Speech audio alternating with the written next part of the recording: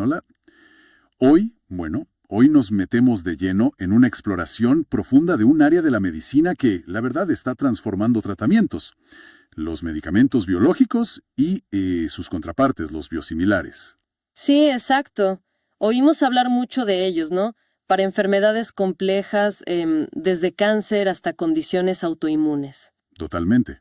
Pero, a ver, ¿qué los hace tan especiales? Tan diferentes de lo que conocemos. Así es. Justamente vamos a analizar el material que tenemos para entender bien su naturaleza, porque son radicalmente distintos a los fármacos, digamos, más tradicionales que podríamos tener en casa. Una aspirina, un antibiótico, ese tipo de cosas. Claro, Y bueno, la llegada de los biosimilares le añade otra capa, ¿no? De complejidad y de importancia, que yo creo vale la pena desentrañar. exacto. Con base en los documentos que revisamos, nuestra misión hoy es clarificar qué son estos medicamentos, cómo se hacen, cómo se regulan y sobre todo qué impacto real tienen y para dónde va este campo, ¿no? La idea es entender por qué son tan relevantes hoy. Ok, empecemos a desglosar esto. Perfecto. Empecemos por lo más básico, entonces. ¿Qué es un medicamento biológico? Buena pregunta, porque definitivamente no estamos hablando de la típica pastilla, ¿verdad? O la cápsula. Suena mucho más complejo que eso. Y lo son, sí, mucho. Imagínate moléculas enormes, súper complicadas, proteínas complejas, anticuerpos, a veces hasta fragmentos de material genético. La clave es que se derivan o se fabrican a partir de sistemas vivos. Sistemas vivos, ¿cómo es eso? Sí, células humanas o animales, levaduras, bacterias. O sea, no se sintetizan químicamente en un laboratorio como los fármacos de siempre. Se producen dentro de organismos vivos que fueron modificados para que actúen como pequeñas fábricas biológicas. Ah, o sea, son productos de la biotecnología pura y dura. Usan la maquinaria de las células para crearlos. ¿Y cómo se traduce esa diferencia en la práctica si lo comparamos con, no sé, un ibuprofeno? Bueno, la diferencia es como comparar una bicicleta con un transbordador espacial, más o menos. Los fármacos tradicionales, tipo ibuprofeno o aspirina, son moléculas chiquitas, ¿viste? Con estructuras químicas bien definidas, fáciles de copiar de forma idéntica. Ajá. Pero los biológicos, en cambio, son gigantescos, molecularmente hablando, miles de veces más grandes, a menudo. Tienen estructuras 3D súper intrincadas y, como se hacen en células vivas, siempre hay una pequeñísima variabilidad natural entre lotes, una especie de microheterogeneidad, le decimos. Entiendo. Esa complejidad de la estructura debe tener consecuencias, me imagino. Absolutamente. Primero, son muy sensibles al calor, a la agitación, un mal manejo y, bueno, pueden perder su estructura y su función. Caput. Claro. Segundo, y esto es muy importante, como son proteínas grandes, a veces extrañas para nuestro cuerpo, pueden hacer que el sistema inmune reaccione. Eso se llama inmunogenicidad. Inmunogenicidad. Ok. ¿Sí? Y es una preocupación constante cuando se desarrollan y se usan, ¿eh? Porque puede afectar la seguridad y también la eficacia del tratamiento. Y supongo que por eso no los tomamos como una pastilla, ¿cierto? Si son proteínas, el estómago las haría puré. Exactamente. Su tamaño y su naturaleza proteica los hace súper vulnerables a los ácidos, a las enzimas del estómago, del intestino. Por eso, casi siempre se administran por inyección, ya sea subcutánea o intramuscular, o si no por infusión intravenosa. Claro, para que lleguen directito a la sangre. Eso mismo, para que lleguen intactos y puedan hacer lo suyo. Pero a ver, toda esta complejidad tiene que tener una recompensa, ¿no? ¿Cuál es la gran ventaja de los biológicos? ¿Por qué tanto lío? Su especificidad. Esa es la palabra clave. Es como tener una llave diseñada para una cerradura molecular súper específica en el cuerpo. Pueden ir directo a un blanco molecular, una proteína en particular, un receptor en una célula, que está metido en el mecanismo de una enfermedad. Y con una precisión que los fármacos chiquitos rara vez alcanzan. Como un francotirador molecular, digamos. Algo así, sí. Pensé en los anticuerpos monoclonales. Son como misiles teledirigidos, ¿viste? Diseñados para buscar y neutralizar una molécula específica o un tipo de célula. Por ejemplo, células de cáncer o componentes del sistema inmune que causan inflamación en enfermedades autoinmunes. Acá es donde la cosa se pone realmente fascinante. Los documentos que vimos mencionan un ejemplo clarísimo. Adalimumab, más conocido por el nombre comercial Humira. Ajá, o mira. Es un anticuerpo monoclonal que se usa para tratar más de 12 enfermedades autoinmunes distintas. Impresionante. Desde artritis reumatoide hasta Crohn, psoriasis. Correcto. Adalimumab funciona bloqueando una proteína clave, el factor de necrosis tumoral alfa, o TNF-alfa. Esta proteína es como un director de orquesta de la inflamación en muchas de estas enfermedades. Ah, ok. Entonces, al neutralizar el TNF-alfa, adalimumab baja la inflamación y alivia los síntomas. Y el hecho de que una sola molécula sirva para tantas condiciones distintas te muestra lo central que es esa diana, el TNF-A, en esas enfermedades. Es un ejemplo perfecto del poder de la especificidad biológica. Vale, creo que ya tenemos una buena idea de qué son los biológicos.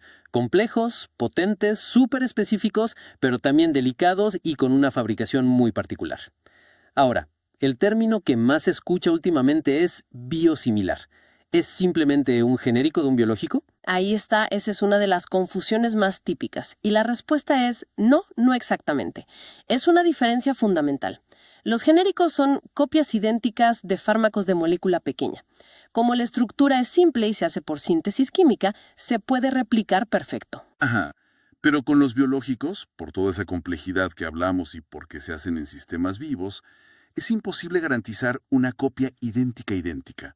Por eso hablamos de biosimilares. Son versiones altamente similares a un biológico de referencia que ya está aprobado, el originador, y cuya patente ya venció. Altamente similares. Eso me suena un poquito ambiguo, ¿no? Si no son idénticos, ¿cómo podemos estar seguros de que funcionan igual de bien y son igual de seguros? Me imagino que esa es la gran pregunta para los médicos y los pacientes. Exactamente esa es la pregunta del millón. Y es la razón por la cual el desarrollo y la aprobación de los biosimilares siguen un camino regulatorio muy diferente, muy exigente. El objetivo es claro, aprovechar que vencen las patentes para meter competencia, bajar los costos altísimos de los biológicos originales y así, mejorar el acceso de los pacientes a estas terapias que son vitales. Claro, el tema del acceso es clave. Pero la similitud, esa alta similitud, hay que demostrarla. Y de forma súper rigurosa. ¿Y qué implica ese proceso riguroso? ¿Es más fácil que aprobar el biológico original, el primero? No diría más fácil, es diferente. Se basa en un principio, si vos podés demostrar, pero exhaustivamente, que el biosimilar es estructural y funcionalmente muy parecido al original y que se comporta igual en el cuerpo humano, entonces podés extrapolar. ¿Extrapolar? Sí. Extrapolar la seguridad y la eficacia que ya demostró el producto de referencia, sin tener que repetir todos los ensayos clínicos larguísimos y carísimos que hizo el originador para todas las indicaciones. Entiendo. O sea, se apoya mucho en lo que ya se sabe del original. Pero ¿cómo se demuestra concretamente esa alta similitud? ¿Qué pruebas se hacen? Totalidad de la evidencia. Todo empieza con una comparación analítica súper exhaustiva. Analítica, o sea, en laboratorio. Exacto. Se usan decenas de pruebas físico-químicas, biológicas con tecnología de punta para comparar todo. La estructura primaria, secundaria, terciaria, cuaternaria, las modificaciones que tiene la proteína, la pureza, la potencia biológica in vitro, es como un trabajo de detective a nivel molecular. ¡Wow! El objetivo es demostrar que las pequeñas diferencias, que siempre va a haber, porque es inevitable, no son clínicamente significativas. Que no importan para el paciente. O sea que la base de todo es un análisis de laboratorio mega detallado. Y después de eso, si los análisis dan bien, se pasa a estudios preclínicos. A veces en animales, aunque se intenta reducir su uso si la parte analítica es muy sólida. Y luego, lo crucial, estudios en humanos. Son clave los estudios de farmacocinética, los PK. Comparan cómo el cuerpo absorbe, distribuye, metaboliza y elimina el biosimilar versus el original.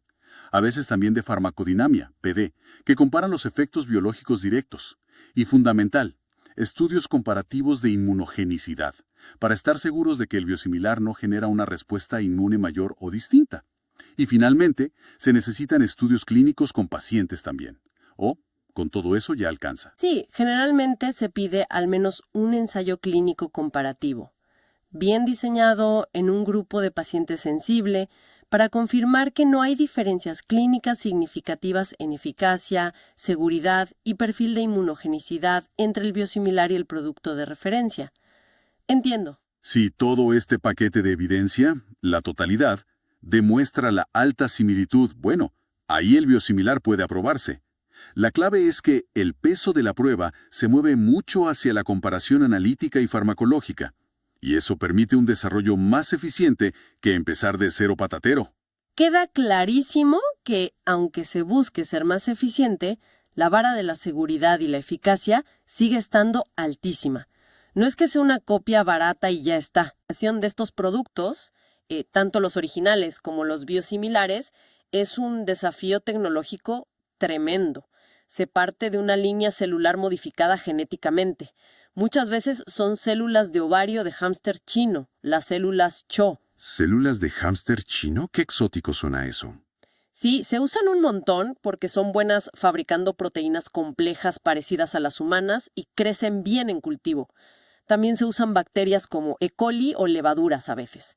Estas células llevan las instrucciones genéticas, el ADN recombinante, para producir la proteína que queremos. ¿Y las cultivan? ¿Cómo? En unos tanques gigantescos, bioreactores, bajo condiciones súper estrictas. Temperatura, pH, oxígeno, nutrientes. Es un proceso biológico muy delicado. Y después viene la parte más difícil, la purificación. Claro, separar la proteína que querés de todo lo demás. Exacto. De miles de otras proteínas de la célula, restos celulares, contaminantes, hay que lograr una pureza altísima sin dañar la molécula. Es muy complejo. Me imagino que el control de calidad debe ser exhaustivo en cada etapa. Milimétrico. Absolutamente crítico. Un pequeño cambio en el proceso de fabricación puede alterar la estructura de la proteína, y eso puede afectar su eficacia o, peor, su seguridad. Por ejemplo, si se forman agregados de proteínas, puede aumentar el riesgo de inmunogenicidad. Garantizar que cada lote sea consistente con el anterior es un desafío constante y requiere una inversión tecnológica y de conocimiento enorme. Y la ciencia no para, sigue avanzando para mejorar estos productos. Las fuentes mencionan técnicas como la pegilación. ¿Eso qué es? La pegilación. Es una técnica de modificación química bastante ingeniosa, la verdad. Consiste en pegarle cadenas de una molécula llamada polietilenglicol, PEG, a la proteína biológica. ¿Y para qué? ¿Como un adorno? No. Actúa como un escudo, digamos. Protege a la proteína de que se degrade en el cuerpo y también reduce que se elimine por los riñones. El resultado es que el medicamento dura mucho más tiempo circulando en la sangre. Ah, mira vos. El ejemplo que dan es el pegfilgrastim. Es una versión pegilada del filgrastim, que es un factor que estimula la producción de glóbulos blancos, muy usado en pacientes con quimio. Mientras el filgrastim normal requiere inyecciones diarias, Sí. el pegfilgrastim se puede dar una vez por cada ciclo de quimioterapia. Ah, buenísimo. Menos inyecciones, mucha más comodidad para el paciente. Exacto. Es un ejemplo de cómo la ingeniería molecular puede mejorar directamente la experiencia del paciente. Interesante. También mencionan sistemas de liberación nuevos como hidrogeles o nanotransportadores. Eso busca resolver el tema de tener que inyectarlos siempre. Sí, es un área de investigación súper activa. Se exploran liposomas, nanopartículas de polímeros, microagujas. La idea es proteger el fármaco, lograr que se libere de forma más controlada y sostenida en el tiempo, o, bueno, el santo grial sería encontrar formas de administración menos invasivas que la inyección. Claro, tomarlo como pastilla o por la nariz. Exacto, aunque eso es extremadamente difícil para moléculas tan grandes y frágiles como estas. Pero se investiga mucho. Con tanta complejidad en la fabricación y con distintas versiones dando vueltas, el original, los biosimilares, ¿cómo se asegura uno de saber exactamente qué producto está recibiendo un paciente? Es importante, ¿no? Excelente pregunta. Y es crucial para la farmacovigilancia. O sea, para poder rastrear y atribuir correctamente cualquier efecto adverso que aparezca. Para ayudar a distinguir entre los diferentes productos biológicos, biosimilares incluidos, La FDA en Estados Unidos implementó un sistema de nombres específico. ¿Ah, sí? ¿Cómo funciona? A cada biosimilar se le asigna, además del nombre genérico del principio activo, como filgrastim, un sufijo único. Son 4 letras minúsculas sin significado propio, separadas por un guión. Por ejemplo, filgrastim SNDZ. Ah, ok. Filgrastim-SNDZ. Es clave para poder seguir la seguridad a largo plazo. Un detalle técnico pero fundamental, sí. Y mencionan también el libro púrpura, el Purple Book. ¿Eso qué es? ¿Para qué sirve? El Purple Book es como la Biblia oficial de los biológicos en la FDA. Es una base de datos pública, el equivalente para los biológicos de lo que el Orange Book es para los fármacos de molécula pequeña. Ok. ¿Y qué información tiene? Lista todos los productos biológicos aprobados en EEU. Te dice cuál es el producto de referencia, o sea, el original, y cuáles son los biosimilares aprobados para ese producto. Y también incluye una designación adicional muy importante, si es intercambiable. Intercambiable, ¿eso qué significa? Que se pueden cambiar uno por otro en la farmacia directamente. Pruebas que demuestran que se puede esperar que dé el mismo resultado clínico que el original en cualquier paciente. Ajá. Y, lo más importante, que el riesgo de alternar o cambiar entre el uso del producto intercambiable y el original no es mayor que el riesgo de usar solo el original. Si cumple todo eso, el farmacéutico puede sustituirlo por el original según las leyes de cada estado, sin tener que llamar al médico que lo recetó. Ah, o sea, es un nivel de evidencia todavía más alto. Sí, es un escalón más de confianza en la similitud. El Purple Book es una herramienta clave para los profesionales de la salud para navegar todo este ecosistema. Entendido. Súper útil. Hablemos ahora del impacto real. Vimos un ejemplo masivo y reciente con las vacunas contra el COVID-19, ¿no? Sin duda.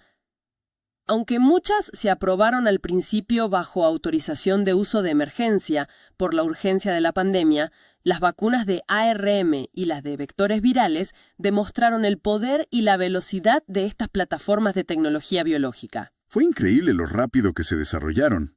Totalmente. Permitieron desarrollar, probar y desplegar vacunas eficaces en un tiempo récord, algo impensable con tecnologías más viejas.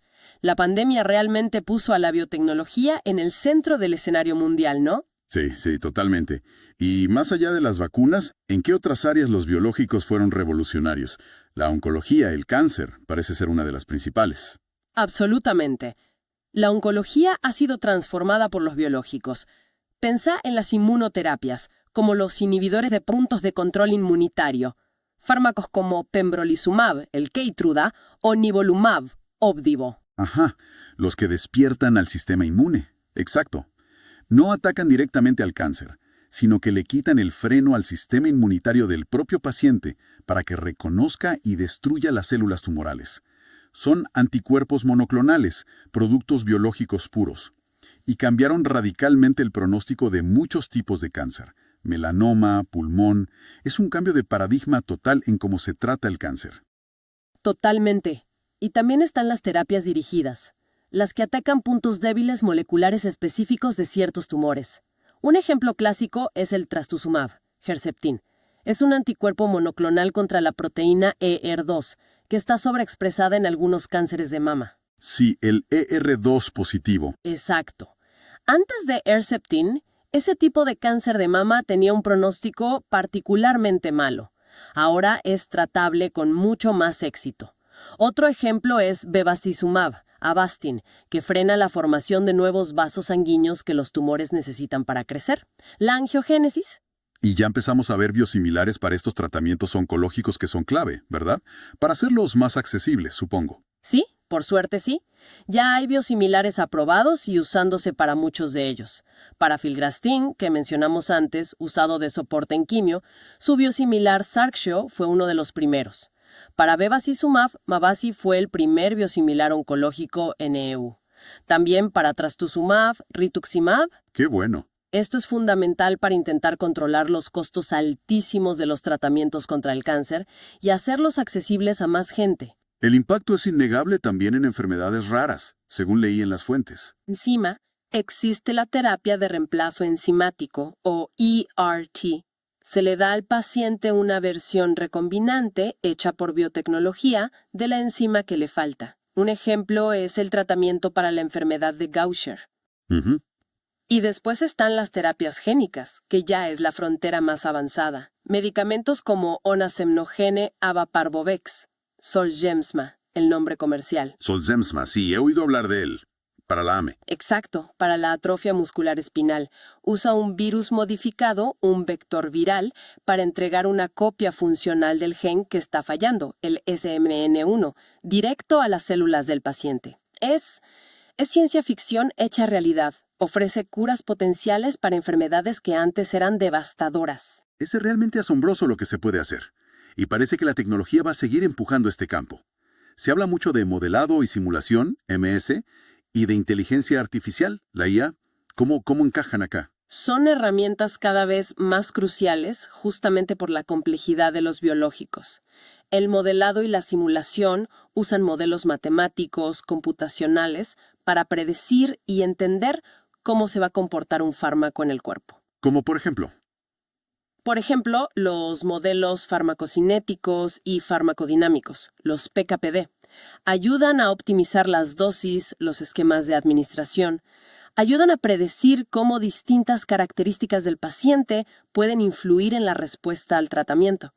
Hay modelos más complejos, como los PBPK, que simulan cómo se distribuye el fármaco en los distintos órganos. Ah, qué interesante. Y para muchos biológicos es importante entender un concepto que se llama TMDD. Es cuando la propia interacción del fármaco con su objetivo en la célula afecta cómo se elimina del cuerpo. Y estos modelos ayudan a cuantificar eso. Suene que permiten tomar decisiones mucho más informadas y eficientes en el desarrollo, ¿no? Y la inteligencia artificial. Las fuentes mencionan una aceleración potencial de hasta 15 veces en las fases preclínicas. ¿Es realista eso? Bueno, la IA y el aprendizaje automático, el machine learning, tienen un potencial enorme para analizar la cantidad bestial de datos complejos que se generan en el desarrollo de biológicos. Datos de fabricación, resultados de análisis, datos preclínicos, de ensayos clínicos, incluso datos del mundo real, de historias clínicas electrónicas. Claro, es muchísima información. Exacto. La IA puede encontrar patrones sutiles que un humano no vería, predecir qué candidatos a fármacos tienen más chances de éxito, optimizar los procesos de fabricación, ayudar a diseñar ensayos clínicos más eficientes. ¡Wow! Lo de 15 veces más rápido quizás sea un poco optimista, o se aplica a tareas muy específicas, ¿no? Pero no hay duda de que la IA está empezando a acelerar y a hacer más eficiente la investigación y desarrollo en este campo, definitivamente. Parece un futuro súper prometedor, la verdad. Pero las fuentes también señalan que todavía hay desafíos pendientes, ¿no es así? Definitivamente. A pesar de todo el rigor científico y regulatorio, todavía hace falta más educación, más comunicación efectiva, tanto para los profesionales de la salud como para los pacientes, sobre los biosimilares. Claro, generar confianza. Exacto. Hay que construir confianza, explicar bien qué significa altamente similar, por qué pueden confiar en que son seguros y eficaces, superar ese escepticismo natural hacia algo que no es idéntico al original que quizás ya conocían. Claro, la percepción y la confianza son clave para que se usen más. ¿Y qué hay del acceso y los costos? Se supone que los biosimilares abaratan los tratamientos, pero ¿realmente lo están logrando? ¿Se nota en el bolsillo del sistema de salud o del paciente? Ese es el otro gran desafío. Es cierto que los biosimilares suelen salir con un descuento sobre el precio del original, pero el desarrollo y la fabricación siguen siendo procesos carísimos y complejos, mucho más que para hacer un genérico de molécula pequeña, Ajá. en la que los biosimilares ganan terreno. O sea que no es tan simple como sale un biosimilar, bajan los precios para todos. No, lamentablemente no es tan automático. Así que asegurar un acceso amplio, equitativo y sostenible a estas terapias vitales sigue siendo un trabajo en curso. Hay mucho por hacer todavía. Bien, hagamos un balance entonces.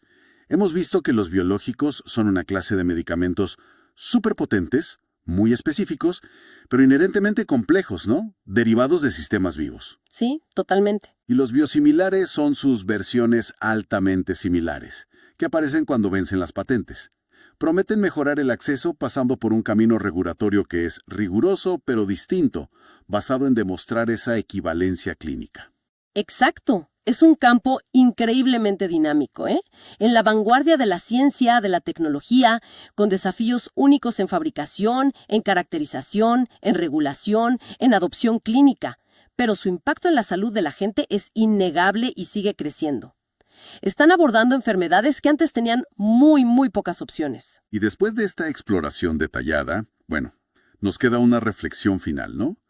La promesa de los biosimilares es, en teoría, democratizar el acceso a estas terapias tan avanzadas. Pero, ¿veremos esa promesa cumplida realmente a gran escala en todo el mundo? ¿O la complejidad inherente de estos productos y las fuerzas del mercado van a seguir limitando su impacto en bajar costos y en que el acceso sea más equitativo? Es la gran pregunta pendiente, ¿sí? Y mirando todavía más allá, ¿cómo podría la inteligencia artificial no solo acelerar el descubrimiento, sino quizás empezar a diseñar la próxima generación de biológicos de formas que hoy apenas podemos imaginar, tal vez superando algunas de las limitaciones que tienen ahora? Son interrogantes fundamentales para el futuro de la medicina, ¿no te parece?